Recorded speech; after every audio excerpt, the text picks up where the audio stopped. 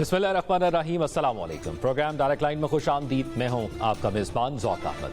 नाज़रीन, पाकिस्तान तरीके इंसाफ जहाँ पर कानूनी और आइनी मुश्किलात के अंदर है, वहाँ तंजीम साजी के हवाले से भी बहुत सी मुश्किलात का शिकार है। खुसूसी तौर पर पंजाब और खैबर पख्तूनख्वा की बात की जाए तो पंजाब के अंदर उनके जो रूह रवा हैं हमाद अज़हर साहब, उन्होंने इस्तीफ़ा दिया, पार्टी ने अभी तक कबूल नहीं किया। उसके अलावा लाहौर के जो सदूर थे उनकी जानिब से भी इस्तीफ़े की खबरें सामने आई। फिर KPK से सूबाई वज़ीर शकील खान जो है वो मुस्ताफ़ी हो गए, जबकि KPK हुकूमत का कहना है कि हमने उनको ओहदे से हटाया। और इस हवाले से बड़ी कहते हैं कि तल्ख कलामी हुई है वज़ीर आला KP और उसके साथ साथ सूबाई वज़ीर शकील खान, एक्स सूबाई वज़ीर शकील खान के दरमियान भी। अब क्या पाकिस्तान तरीके इंसाफ की जो मौजूदा क़यादत है, जो ज़्यादातर वकला पर जो कायम है, वो क्या ये समझ रही है या उन्होंने ये सोच लिया है कि जो लोग 9 मई के बाद मुश्किल हालात के अंदर रूपोश हो गए, जो पार्टी के साथ नज़र नहीं आए, उनको जो है अब पार्टी के अंदर जगह नहीं देनी, जब हालात कदरे बेहतर हो गए हैं जब 9 मई के बाद थे। इस पर बात करेंगे। साथ साथ पाकिस्तान मुस्लिम लीग नून के अंदर इख्तलाफात की बातें तो उस तरह बज़ाहिर सामने नहीं आ रही, लेकिन पाकिस्तान मुस्लिम लीग नून के अंदर ऑनरशिप लेने वाला इस वक्त कोई भी नहीं है। आज कल जो खुसूसी तौर पर एक प्रेस कॉन्फ्रेंस की गई साबिक वजीर आजम और पाकिस्तान मुस्लिम लीग नून के कायद नवाज शरीफ की जानिब से, मुझे प्रेस कॉन्फ्रेंस तो नहीं कहूंगा, एक वीडियो मैसेज कहूंगा। मरियम नवाज के साथ वो मौजूद थे, क्योंकि ना तो सहाफ़ियों के जवाब दिए गए और ना ये पता था कि ये कहां पर की। और फिर जो प्रेस कॉन्फ्रेंस चली या जो वीडियो मैसेज चला वो रिकॉर्डेड था और उसमें बहुत से कट्स मौजूद थे, यानी बहुत सी जगह से बहुत सी चीजें शायद निकाली गई हैं। तो उसके अंदर भी उन्होंने हुकूमत की मौजूदा वफाकी हुकूमत के किसी भी फैसले की ऑनरशिप नहीं ली। मुल्क के अंदर इस कदर जो है वो बड़ी खबरें सरगर्म हैं, इस कदर अहम मामलात हो रहे हैं, उस पर भी कोई मौक़िफ़ उन्होंने नहीं अपनाया। तो ऐसा लग रहा है कि वो वफाकी हुकूमत के फैसलों से अपने आप को डिस्टेंस कर रहे हैं और वो जो एक बयानिया है जो नून लीग चाहती है कि गुड और बैड कॉप के दरमियान रहे, उस तरह का बनाया जाए, उस तरह का एक मैसेज ज़रूर सामने आया है। क्योंकि बहुत से हल्के ये कह रहे हैं कि अगर उन्होंने अहम मामलात पर बात नहीं करनी थी और सिर्फ पंजाब की सतह पर बात करनी थी तो उनको फिर प्रेस कॉन्फ्रेंस करने की जरूरत क्या थी। और फिर अहम इत्तेहादी पाकिस्तान पीपल्स पार्टी, इसके अंदर भी कुछ पाकिस्तान पीपल्स पार्टी के अहम रहनुमाओं से मेरी बात हुई। उनका यह कहना था कि बिलावल भुट्टो जरदारी साहब जो है वो चाह रहे हैं कि एग्रेसिव किस्म की सियासत करें, जबकि आसिफ अली जरदारी साहब चाहते हैं कि वो मफाहमत की सियासत करें। तो और इससे पहले भी हमने देखा कि बिलावल साहब और आसिफ अली जरदारी साहब के साथ जो है वो कुछ बातों पर इख्तलाफ हुआ था इलेक्शन कैंपेन के दौरान, और ये बातें मीडिया पर भी आई थी। तो इस वक्त पाकिस्तान पीपल्स पार्टी जो है वो क्या इस सूरत हाल में है कि वो एग्रेसिव सियासत कर सकती है, ये भी एक अहम सवाल है। उसके साथ साथ फिर पाकिस्तान तरीके इंसाफ के बानी कायद इमरान खान ने आज फिर सहाफ़ियों से अडयाला जेल में गैर रस्मी गुफ्तगू की और मौजूदा हालात के हवाले से तमाम सवालों के जवाब दिए। उन्होंने क्या गुफ्तगू की, आइए पहले आपको ये बताते हैं और फिर अपने मेहमानों की जानिब चलते हैं। साबिक वज़ीर आज़म और पाकिस्तान तरीके इंसाफ के बानी चेयरमैन इमरान खान ने कहा है कि PTI को दबाने के लिए मुल्क को तबाह किया जा रहा है। उन्होंने इस्टेब्लिशमेंट को कहा है कि आप जो कर रहे हैं इससे मुल्क और इदारे तबाह हो रहे हैं, फ्रॉड लोगों को ऊपर बिठाकर इदारे तबाह किए जा रहे हैं। उन्होंने ये भी कहा कि जो नवाज शरीफ ने गुज़िश्ता रोज जो है वो प्रेस कॉन्फ्रेंस के अंदर इल्जामात लगाए थे कि मुल्क की मौजूदा सूरत हाल का जिम्मेदार जो है वो पाकिस्तान तरीके इंसाफ का दौर इक़्तिदार था। तो उन्होंने कहा कि इकनॉमिक सर्वे ऑफ पाकिस्तान की रिपोर्ट पढ़ लें, नून लीग वाले $19.5 अरब का खसारा छोड़कर गए थे, जबकि आतिफ साहब का जो मामला है और उसके साथ साथ जुनैद खान का जो मामला है उस पर एंटी करप्शन के मामले में कमेटी को जाके मिले, उन्होंने उनको ये पैगाम दिया। फिर शेर अफजल मरवत को भी एक जादू की झप्पी उन्होंने दी और तमाम तर मामला जो है वो हल हो गए। उन्होंने फैज़ हमीद के हवाले से कहा कि 9 मई की साजिश की गई थी, हालांकि साजिश PTI के खिलाफ हुई है। उन्होंने कहा जो ये कहा जा रहा है कि फैज़ हमीद ने साजिश की, हमने तो कहा जुडिशल कमीशन बनाए, हम किसी से डरते नहीं हैं, अगर ये जुडिशल कमीशन बना दें तो मामलात का पता लग जाएगा। उन्होंने कहा मेरी हुकूमत के खिलाफ एक और साजिश हुई थी, जनरल रिटायर्ड बाजवा ने हुसैन हक्कानी को $35,000 में लॉबिंग के लिए हायर किया था। उसके अलावा इंटरनेट पर पाबंदी के हवाले से भी बात की उन्होंने, और उन्होंने कहा कि फैज़ हमीद की गिरफ्तारी से डरा नहीं हूं। तो ये कुछ गुफ्तगू की थी जिसको आज प्रोग्राम के अंदर डिस्कस करेंगे। अपने मेहमानों का तारुफ करवा देता हूं। पाकिस्तान तरीके इंसाफ से फिरदौस समीम नकवी साहब हमारे साथ मौजूद हैं, जबकि पाकिस्तान मुस्लिम लीग नून से खेलदास कोहिस्तानी साहब हमारे साथ मौजूद हैं, जबकि मोना आलम साहिबा हमारे साथ मौजूद हैं, तज्जियाकार हैं। तीनों मेहमानों का बहुत शुक्रिया। फिरदौस समीम नकवी साहब, ये मुश्किल टाइम है पाकिस्तान तरीके इंसाफ के लिए, इस पर तो तमाम तर जो मौजूदा सियासी सूरत हाल है उसमें एक पेज पर होना चाहिए था। मैं फिरदौस साहब से जानूंगा, उनसे कोई टेक्निकल मसला आया। मैं खेलदास कोहिस्तानी साहब की तरफ चलता हूँ। खेलदास कोहिस्तानी साहब, कल नवाज शरीफ साहब ने एक तकरीर की, वो कहाँ पर की, वो प्रेस कॉन्फ्रेंस कहाँ पर की नहीं पता, अहम मामलात के हवाले से उन्होंने कोई गुफ्तगू नहीं की, पिछली हुकूमत पर सारे इल्जामात लगा दिए। क्यों नवाज शरीफ साहब जो है वो अहम मामलात के हवाले से गुफ्तगू नहीं कर रहे और क्यों डिस्टेंस कर रहे हैं? क्या वो वफाकी हुकूमत का बोझ नहीं उठाना चाहते जो फैसले वो कर रही है? देखिए, बड़ी पाकिस्तान की मीडिया भी बड़े सवालात उठाती है। 4 दिन पहले मैं जब भी शो में जाता था तो लोग आपके जो तमाम एंकर पूछते नवाज शरीफ साहब खामोश क्यों है। जब नवाज शरीफ साहब ने प्रेस कॉन्फ्रेंस की है, जो उन्होंने गुफ्तगू की है जो कौम के सामने आई, तो आप कहते हैं कि ये जो है प्रेस कॉन्फ्रेंस नहीं है। तो नवाज शरीफ की सियासत पाकिस्तान की सियासत का महवर है और ज़ाहिर है मीडिया भी वो हर चीज़ पे तनकीद भी करता है। या ये 180 मॉडल टाउन लाहौर में उन्होंने गुफ्तगू की और वज़ीर आला मरियम नवाज साहबा उसके साथ बैठी हुई थी। उस पहले जो आपने सवाल उठाया अपने इंट्रो में कि वफाक के जो है उससे डिस्टेंस हैं, तो उससे पहले एक मीटिंग हुई थी जिसमें वज़ीर आज़म, वज़ीर आला और तमाम वफाकी सूबाई वज़रा, सीनियर क़यादत उस अहम इजलास में 180 मॉडल टाउन में जो कई 3 से 4 घंटे जारी रहा इजलास, उसमें मुल्क की सूरत हाल, हुकूमत, वफाकी सूबाई सियासी सूरत हाल, तमाम मामलात पे गुफ्तगू हुई। उसकी प्रेस रिलीज भी आपके सामने आई। तो खेलदास कोहस्तानी साहब, आप नहीं समझते, वो नहीं समझते कि जो मुल्क के अंदर मौजूदा गिरफ्तारियां हुई हैं ये इतनी अहम है कि उस पर गुफ्तगू की जाए? वो उन्होंने पंजाब की सतह पर जो गुफ्तगू की, उन्होंने मुझे क्यों नकारा का जो सवाल उठाया, उसके साथ साथ अगर वो ये भी कह देते, लोग जानना चाहते थे कि वो क्या पॉइंट ऑफ व्यू रखते हैं, उनके मुंह से ये अल्फाज निकल आते हो। हमारा राब्ता जो है वो खेलदास कोहस्तानी साहब से जो है वो टेक्निकल वजूहात की वजह से मुनक़ता हुआ है।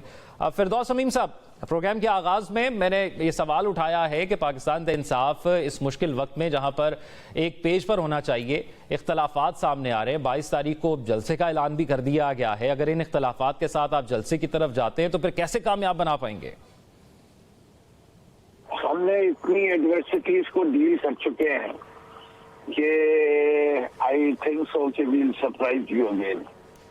हमें लोग कहते थे कि 8 फरवरी का इलेक्शन सिंबल ले लिया गया, कैंडिडेट्स को नॉमिनेशन नहीं फाइल करने दी गई, कैंपेन नहीं करने की, जलसे नहीं करने दिए, तब भी 2/3 आ गए और जो ताकतवर थे जिन्होंने प्लान बनाया था वो मजबूर हो गए और उन्होंने वो इक़दाम किए जो पाकिस्तान की दुनिया की तारीख में नहीं हुआ, जितनी बेहूदगी और बदतमीजी के साथ फॉर्म 47 बनाया गया।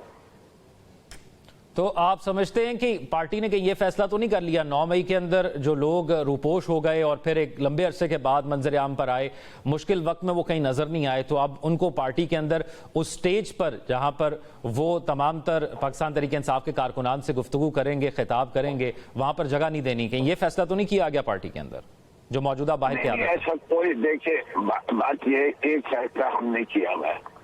जिन हजरात ने प्रेस कॉन्फ्रेंस करके और सियासत छोड़ी उनको तो हम कंसिडर कर सकते हैं। जिन्होंने प्रेस कॉन्फ्रेंस करके कोई और जमात ज्वाइन कर ली या जिनके ऊपर बाकायदा ब्लैकमेल हुए due to whatever they had done, ऐसे लोगों को हम शायद पार्टी में नहीं लेंगे। अच्छा, मोना आलम साहिबा, आप क्या समझती हैं इस वक्त मौजूदा सियासी सूरत हाल का महवर जो है वो इमरान खान तो मौजूद हैं, उसके साथ साथ जो गिरफ्तारियां हो रही हैं उसको भी लिंक किया जा रहा है, नवाज शरीफ साहब इस पर खामोश हैं, इमरान खान भरपूर जवाब दे रहे हैं। आपको लगता है कि नवाज शरीफ साहब जो है वो डिस्टेंस कर रहे हैं अपने आप को वफाकी हुकूमत से?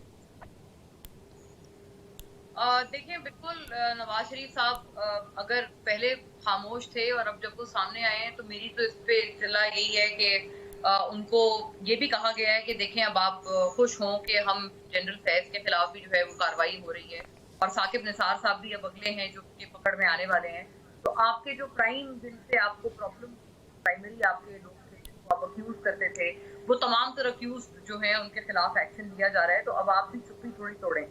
बहरहाल ये करने के लिए नवाज शरीफ साहब और उसका बहुत बड़ा एक मकसद ये भी था कि पॉपुलैरिटी का क्योंकि बहुत बड़ा एक फुकदान आ गया है वफाकी हुकूमत के पास, उसको वापस लाने के लिए भी, क्योंकि उसमें कोई शक व शुबे की बात नहीं कि अगर किसी का वोट है या किसी की पॉपुलैरिटी है मुस्लिम लीग नून के हवाले से तो वो सबसे ज्यादा नवाज शरीफ साहब की है। तो उसको वापस अट्रैक्ट करना ये एक बहुत बड़ा मकसद था।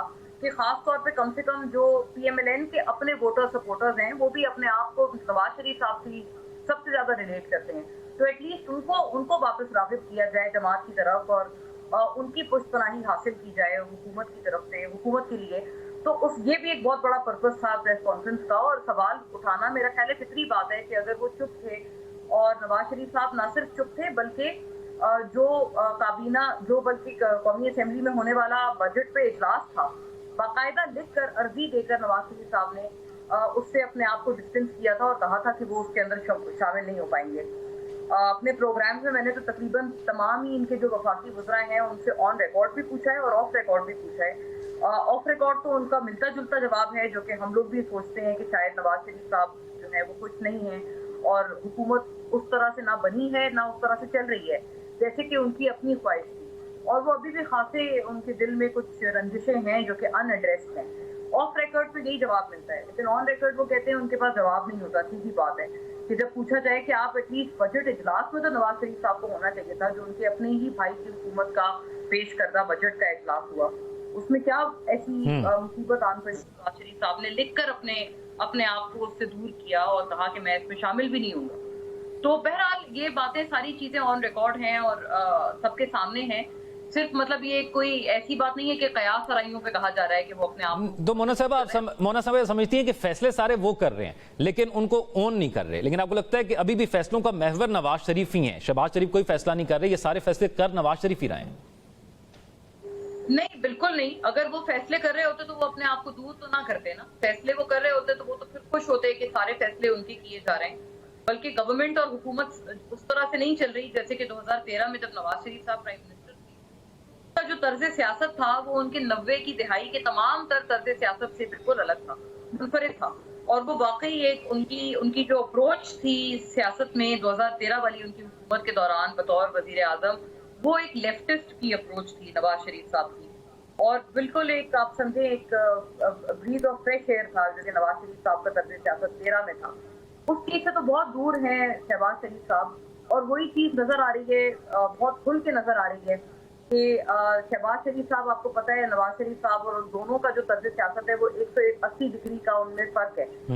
गोया ये भाइयों में कुर्बत है, दोनों भाइयों में अंडरस्टैंडिंग है और कई बातों पे एक दूसरे को मतलब जो एक उनका फैमिली बॉन्ड है वो कई लोग चाहते हैं सियासी तौर पर कि वो टूट जाए और वो उस तरह से ना हमवार हो।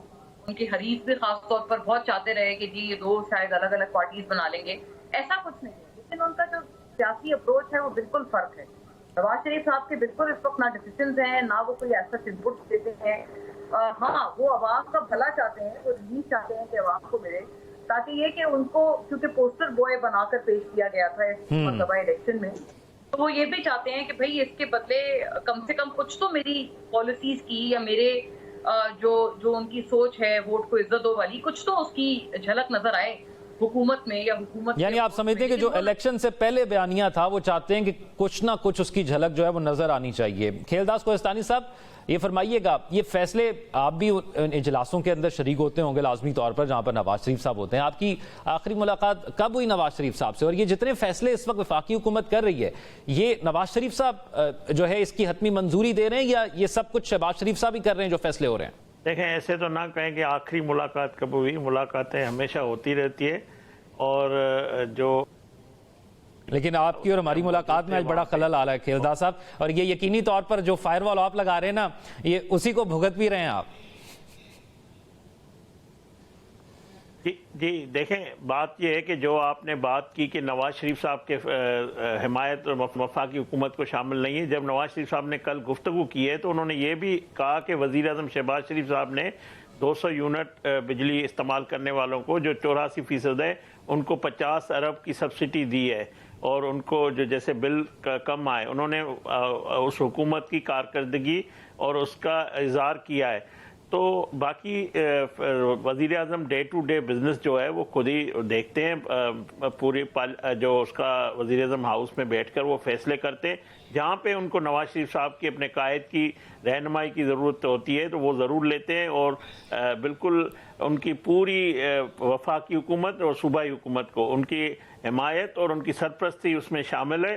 बाकी ज़ाहिर डे टू डे जो प्राइम मिनिस्टर का अपना काम है वो प्राइम मिनिस्टर ही करते हैं होंगे, करते हैं, उसमें मैं समझता हूँ कोई दो राय नहीं है। जो बात आप कह रहे हैं, मुन्ना ने भी काफ़ी चीज़ें आपको बताई कि इनके दरमियान कोई तफरीक नहीं है, आपस में कोई कोशिश की गई है। 30 सालों से ये कहा जा रहा था शीन निकलेगी, फिर ये हो जाएगा, नून निकलेगी, वो जो कहने वाले वो सब खत्म हो गए। नवाज शरीफ साहब को 3 दफा इख्तिदार से निकाला गया इस बात पे कि नवाज शरीफ की सियासत खत्म हो जाएगी, मगर नवाज शरीफ जब भी आया ताकतवर बन के आया है, और आज भी पाकिस्तान की सियासत का मेवर नवाज शरीफ है। मुन्ना ने सही कहा, नवाज शरीफ साहब चाहते हैं इस मुल्क के अवाम को रिलीफ दिया जाए, महंगी बिजली है, महंगाई है, उसको दूर किया जाए। इतने सालों के अंदर नवाज शरीफ साहब इतने खामोश भी तो कभी नहीं रहे। नवाज शरीफ साहब बिल्कुल खामोश नहीं है। मैं आपको एक बात, आपने जनरल फेस के हवाले से बात की, देखें नवाज शरीफ साहब ने कहा था मैं अपना फैसला अल्लाह पे छोड़ता हूं, और अल्लाह ने उसको सुरखरुख किया। वो सारे किरदार जो है ना बेनकाब भी हुए, सारे कौम के सामने भी आ गए जिन्होंने उनके खिलाफ साजिशें की, नाइंसाफी की, ज्यादती की। ये इमरानिया प्रोजेक्ट लॉन्च किया गया, ये सारी चीजें कौम के सामने आ गई है। अब ये जो जनरल फेस के खिलाफ मैं समझता हूं पाक फौज का एक इंतहाई एक खुशाइंदा कदम है, और उसको सब सराह रहे हैं, और ये हमेशा उनके इदारे के अंदर वो रहता है। अच्छा, जनरल फैज के हवाले से अब मैं प्रोग्राम के अगले हिस्से में खेलदास कोने साहब बात करता हूं। मैं अगले हिस्से में इसी पर बात करना चाहूंगा, क्योंकि ISPR की से जो प्रेस रिलीज जारी की गई थी उसके अंदर बताया था कि सियासी ताल्लुक था, और सारे कहते हैं कि ये फौज का अंदरूनी मामला है, लेकिन मुस्लिम लीग नून जो है रोज प्रेस कॉन्फ्रेंस करके इसको लिंक कर रही है पाकिस्तान तहरीक इंसाफ के हवाले से, और लिंक कर रही है कि अब 9 मई के अहम किरदार सामने आ जाएंगे, अब सब कुछ बेनकाब हो जाएगा। तो मुस्लिम लीग नून को क्या बताया गया है, क्या तफसीलात उन तक पहुंची हैं, इस पर बात करेंगे, और PTI के लिए कितनी बड़ी मुश्किलात अब ये गिरफ्तारी ला सकती है, इस पर भी बात करेंगे, लेकिन एक ब्रेक के बाद। Stay with us.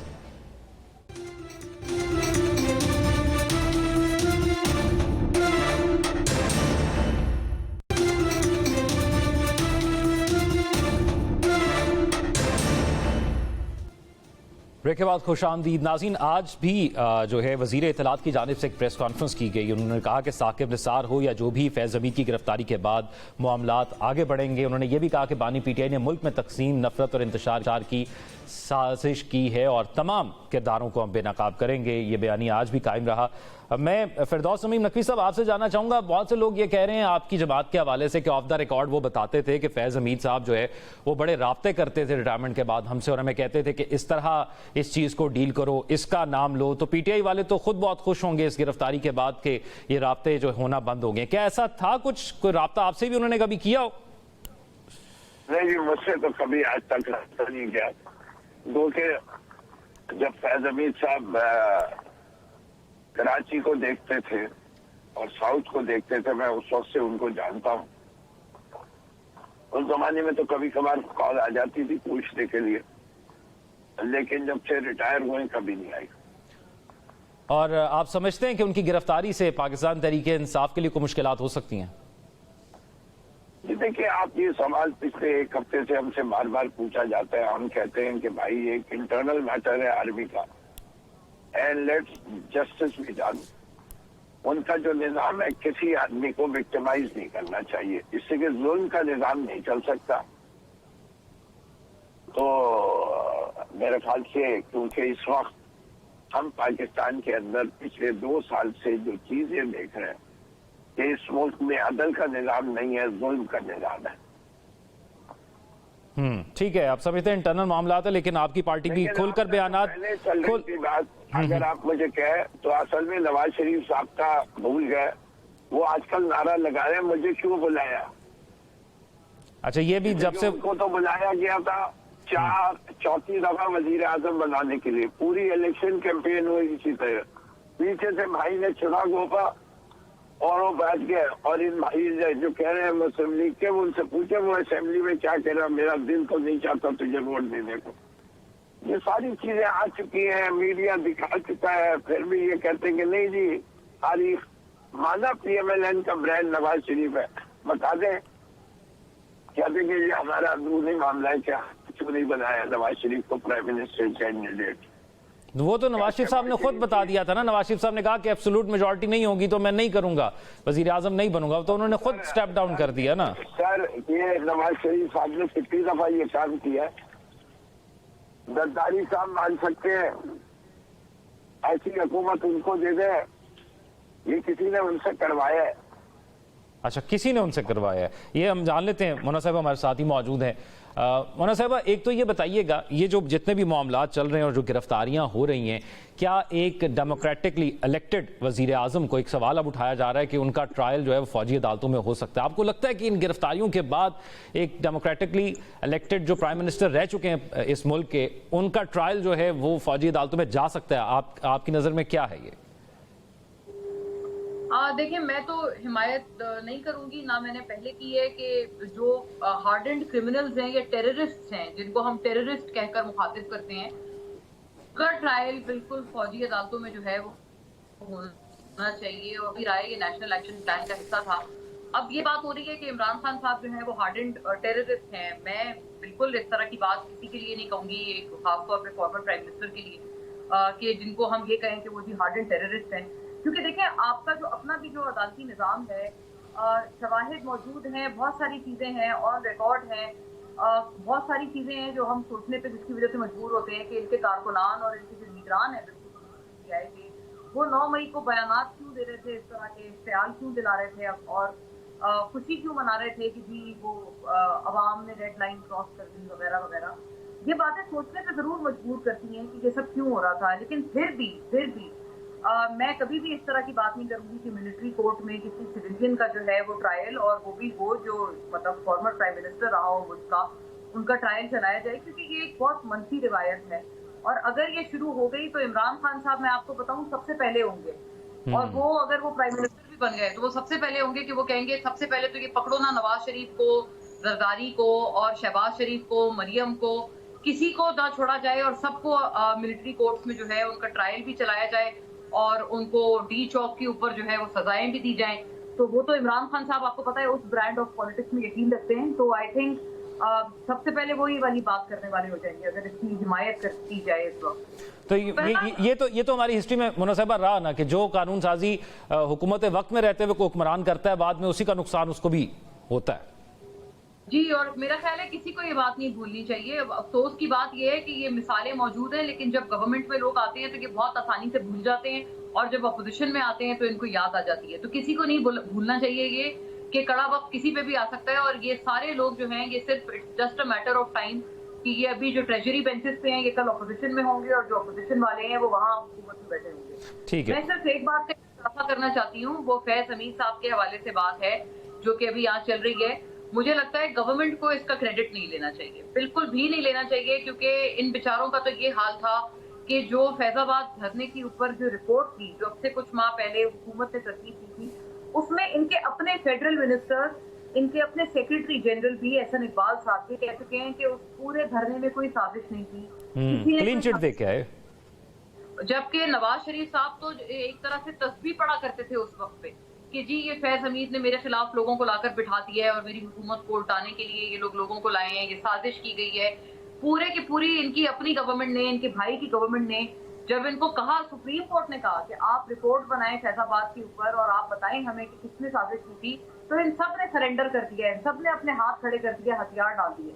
अब ये तमाम तर जो कार्रवाई हो रही है, ये आई थिंक ये पूरा का पूरा क्रेडिट उस शख्स को जाता है जिसके थ्रू भत्ताखोरी करने की, जिसके ऊपर कोशिश की गई, यानी कि वो जो रियल एस्टेट के जो शख्स हैं, जिन्होंने ताकतवर तरीन होते हुए भी फैज हमीद साहब के खिलाफ उन्होंने आवाज उठाई, और उससे लेकर वो आज तक लगे रहे। उन्होंने अपने लिए जो अपने खिलाफ नाइंसाफी थी उसको उन्होंने परस्यू किया और उनकी फाइनली जीत हुई।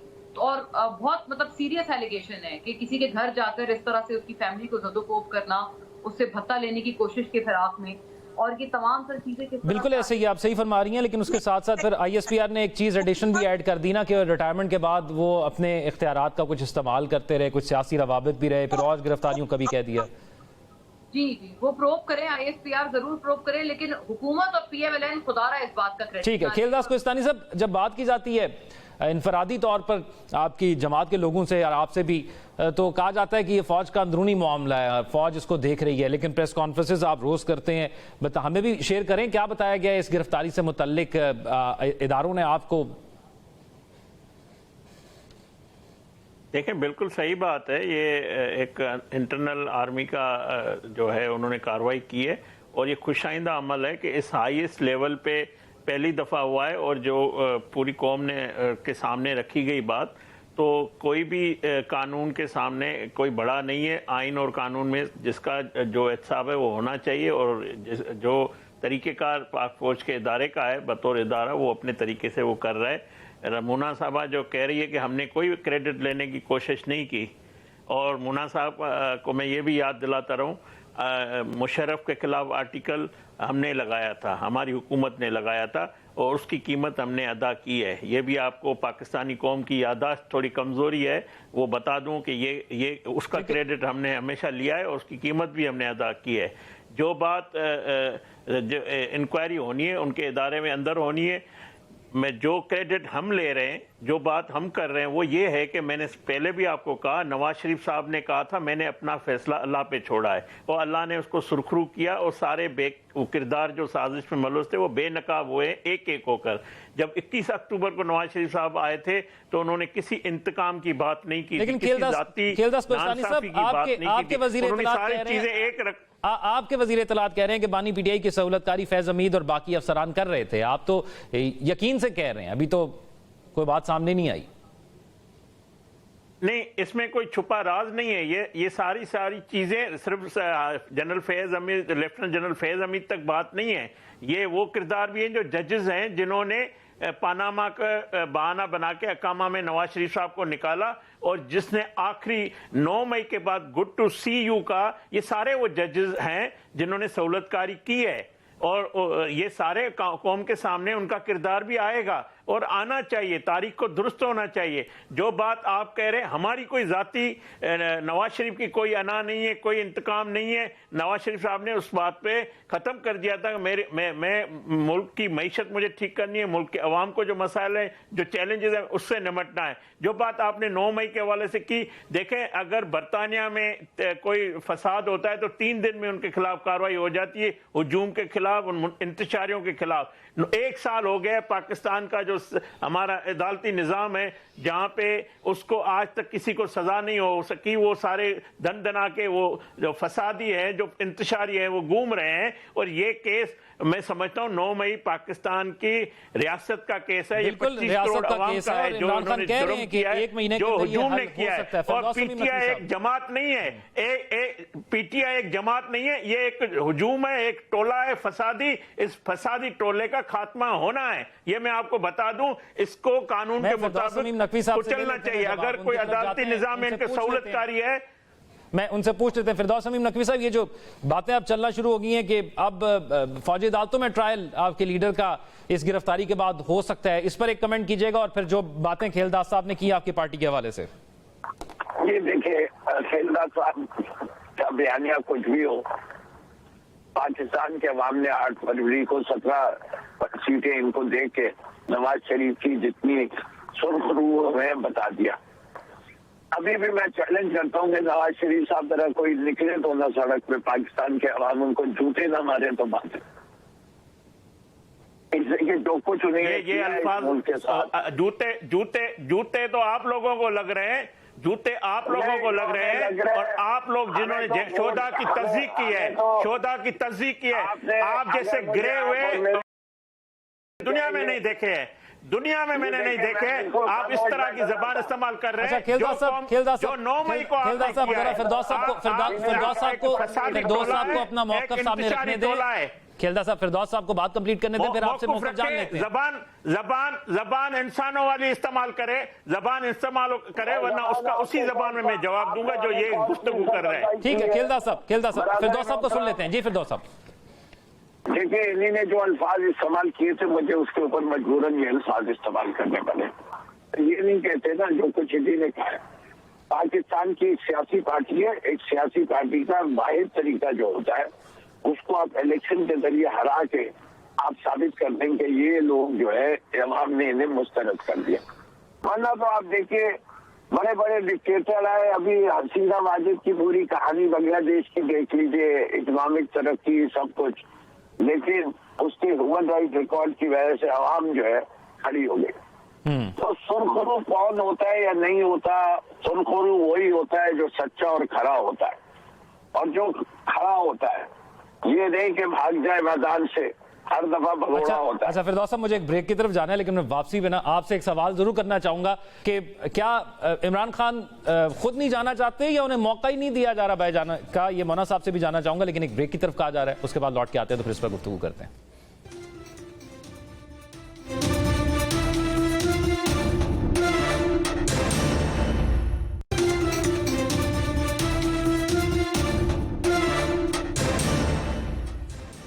ब्रेक के बाद खुशामदीद। फिरदौस अमीम नकवी साहब, एक तो आप अपनी बात कंप्लीट कीजिएगा, दूसरा ये जो एक बयानिया पाकिस्तान तहरीक इंसाफ का है कि हमारा लीडर डट गया, बाकी लीडर्स की तरह मुल्क छोड़कर बाहर नहीं गया, आपको क्या किसी ने ऑफर भी की थी कि आप बाहर जा सकते हैं? अगर ऑफर ही नहीं की तो फिर कैसे जाते? प्लेटलेट्स कम करा के। अच्छा, आप भी समझते हैं मेडिकल बुनियादों पर आप जा सकते थे?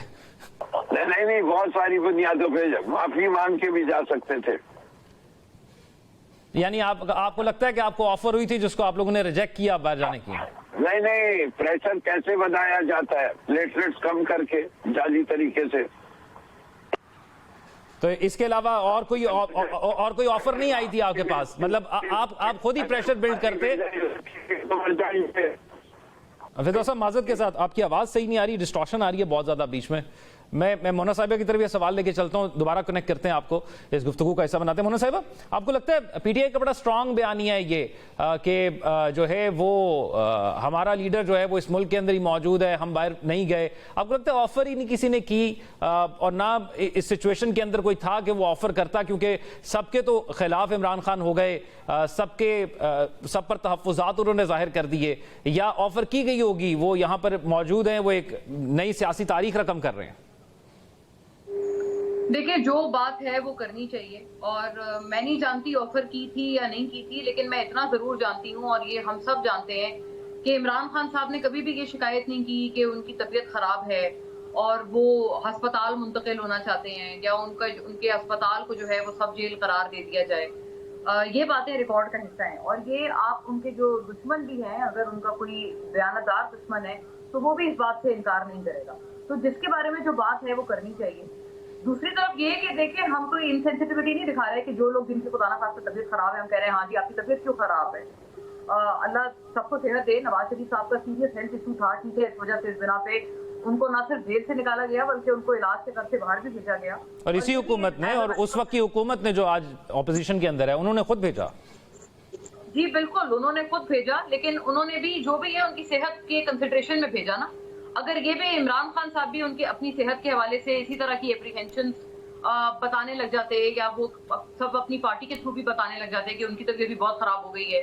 उम्र में तो माशाल्लाह इमरान खान साहब आई थिंक नवाज शरीफ साहब के साथ ही हैं, शायद थोड़े बड़े ही होंगे, मैं नहीं जानती, लेकिन सीधी बात है कि उस तरह की कोई चीज उन्होंने ना की, ना उनकी तरफ से कोई ऐसी शिकायत आई, बल्कि उन्होंने मुसलसल यही कह के भेजा सबको कि मैं बहुत यहाँ पर ठीक हूँ, आई एम वेरी हेल्दी। और एक तरह से उनके सच्ची बात है, अभी तक भी उनके पार्टी को जिस चीज ने इंटैक्ट रखा है वो यही बात है कि वो कितने आराम से इत्मीनान से जेल बैठे हैं और जेल। ठीक है, और ये फरमाइएगा पाकिस्तान तहरीक इंसाफ, उन्होंने केपी में तो एक जलसा कामयाब कर दिया, यानी दिखाया गया कि बड़ी तादाद के अंदर लोग थे और बड़े धुआंधार खिताब हुए।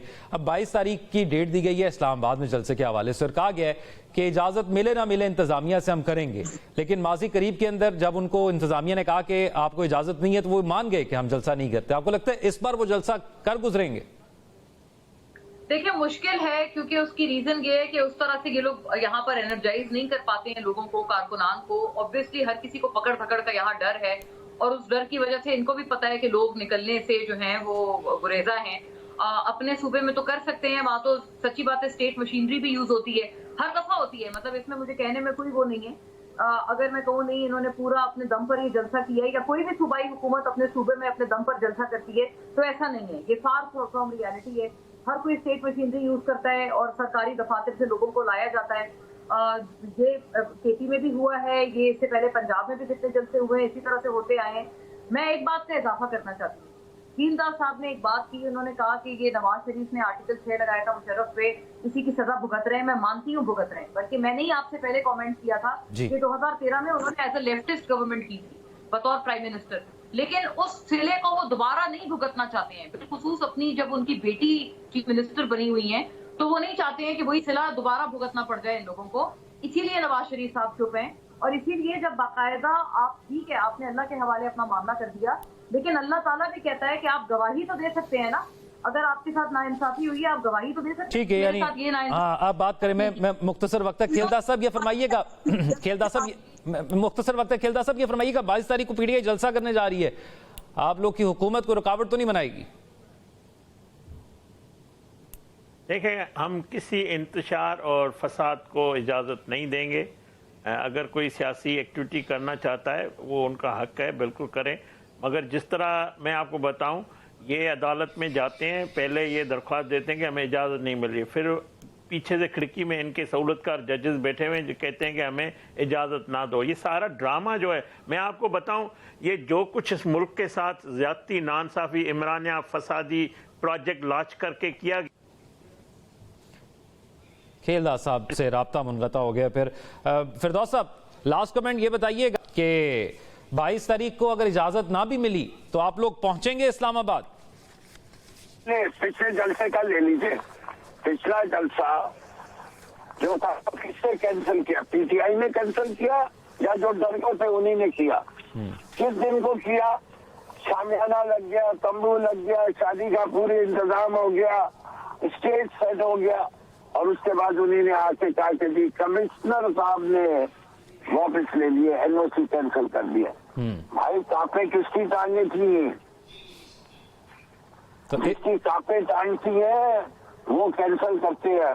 हम तो कहते हैं लाहौर में भी जलसा मांग रहे हैं, कराची में भी जलसा मांग रहे हैं, इस्लामाबाद। लेकिन अगर 21 तारीख को अगर कमिश्नर साहब ने कहा कि कैंसिल कर दें तो इस पर कर देंगे कैंसिल? नहीं, देखिए ये मैं डिस्क्लोज नहीं करूंगा, इससे कि मैं क्यों बात करूं। हमारा जलसा करना एक फंडामेंटल राइट है। हम कोर्ट की परमिशन लेके आए, पहले भी परमिशन थी, कंसेंट की थी कमिश्नर साहब ने।